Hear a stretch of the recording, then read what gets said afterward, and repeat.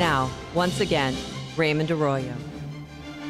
Welcome back to The World Over. In May, Pope Francis set tongues a-wagging when in a homily during his morning mass, he referenced a visit from extraterrestrials. The media ran with it and suggested that the Catholic Church was confirming the existence of intelligent life on other planets.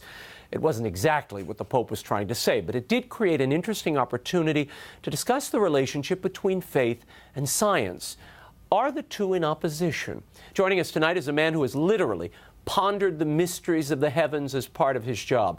He is an astronomer at the Vatican Observatory and the president of the Vatican Observatory Foundation, a Jesuit, and the co-author of the new book, Would You Baptize an Extraterrestrial? We're delighted to have joining us Brother Guy Consolmagno in studio. Great to see you, brother. Great to be here. Thanks for having me. I want to start with this notion that people have, that there's a conflict between faith and science. You don't see it that way. Well, of course not. I mean, here I am. I've got a collar and an MIT ring, which proves you can be at the same time a fanatic and a nerd.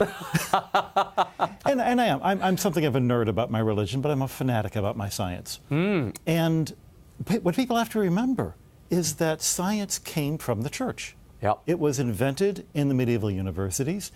Even the Galileo affair that everyone wants to throw at us because they don't have anything else to throw at us, which tells you something there. Yeah. Why was the church interested? Because it was interested in science, because it's interested in the physical universe, because it's interested in creation as an expression of the Creator.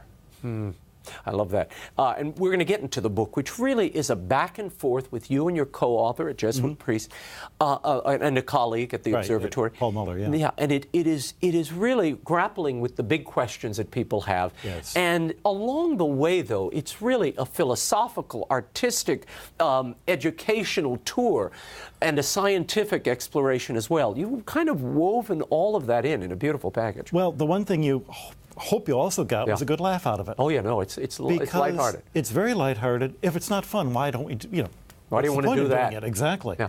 Let's back up a little bit before I get into some of these big questions you grapple with.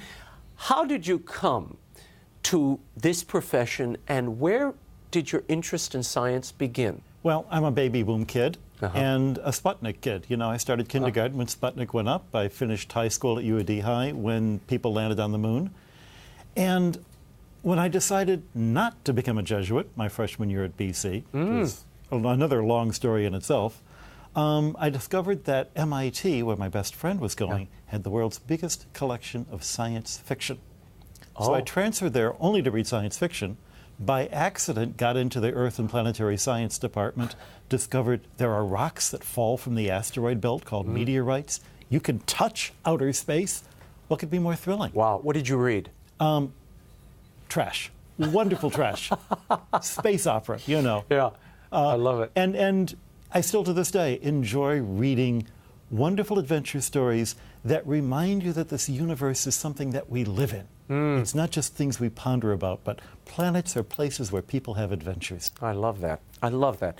The book starts, one of the first questions you all wrestle with is the whole question pitting the Big Bang against the book of Genesis. Right. They are in absolute conflict. Many say you have to either side with one or side with the other, and science disproves the book of Genesis. You would say what? Well, first of all, the book of Genesis is not a science book because science books weren't invented when the book of Genesis was written. But not only that, I've got two really thick books in my desk. One is the Bible, one is Misner, Thorne, and Wheeler's treatise on general relativity called Gravitation. Misner, Thorne, and Wheeler's book is 30 years old and it's out of date. Science books go out of date. They're supposed to go out of date. Books of theology, books of philosophy, Shakespeare, Plato, those books don't go out of date. The Bible does not go out of date because it's not a science book. It's a book about God. And you can find 3 different stories of creation in the Bible. All of them have one thing in common. No matter how you think the world was made, God did it deliberately out of love. And that's the message that Genesis gives us. Genesis tells me who's responsible for the universe. My science tells me how he did it. So it's not an either-or proposition as we often hear. Not only that. It's got to be Big Bang, or it's got to be the Lord going and the wind. Right. But more than that, both of those things misunderstand what religion is and what science is. Science is not a big book of facts. Religion is not a big book of rules. Religion is something that you live. Science is a conversation we have about the facts, and we're never convinced we've got all the facts. Otherwise, I'd be out of a job as a scientist. We don't want that to No. happen. Tell me a moment. You are an astronomer, and probably, I guess, the biggest star of all time Right. is the Star of Bethlehem. Right. Is there any evidence to prove or disprove, astronomy-wise, that there was a Bethlehem star? What might this have been? Oh, well, that's the embarrassing thing. There are so many candidates. You can go onto Amazon, type in, Star of Bethlehem. You'll get 400 different books, everyone giving you a different story. Well, this one's right, and obviously all the other guys are wrong. There are some that I think are fairly convincing, and others that maybe not. The bigger question is, why do you care so much? Why is it so important? What is at stake in there being a Star of Bethlehem? And that's what we try to get at in the book, is really, what's motivating you to worry about this? The real question is, does God act in the universe? Does God do things like make stars? Does God do things like have miracles? And what is it to be a miracle?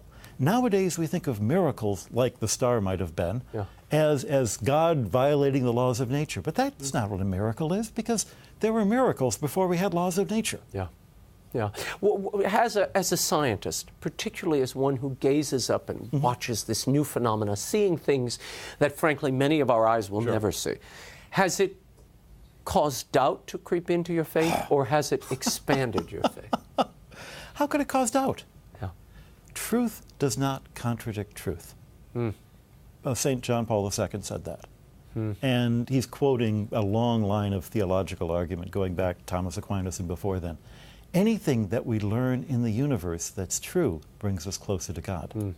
But here's what I've learned personally as an astronomer, that the universe is logical. It didn't have to be logical. It could have been chaos, but it isn't. Yeah, it's designed. The universe has rules that it follows. It didn't have to be that way. The pagans all thought that, lightning happened because the god of lightning threw things, and if it's just the gods doing stuff, then there's no logic. It would be impossible to do science. But Christianity says no. God does things in an orderly way, in a logical way. He obeys his own laws.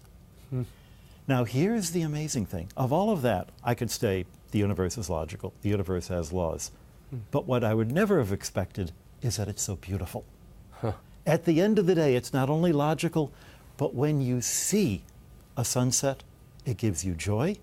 And when you understand Maxwell's equations that explain the colors, that gives you joy. Yeah.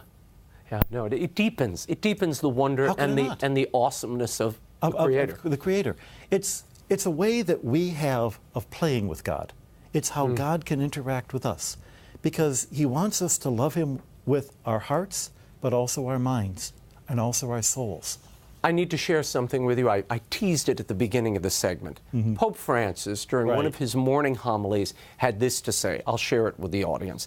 He said, imagine if, for example, tomorrow, an expedition of Martians came, green with long noses and big ears, just like children draw them, and were to say, I want to be baptized, what would happen? Now, the media went crazy when he said this.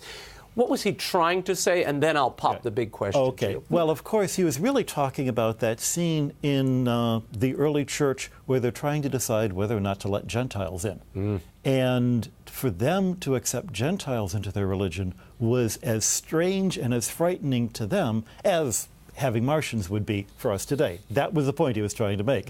And a wonderfully creative point. Now, here's the big question. Would you baptize an extraterrestrial? Only if she asks. Okay.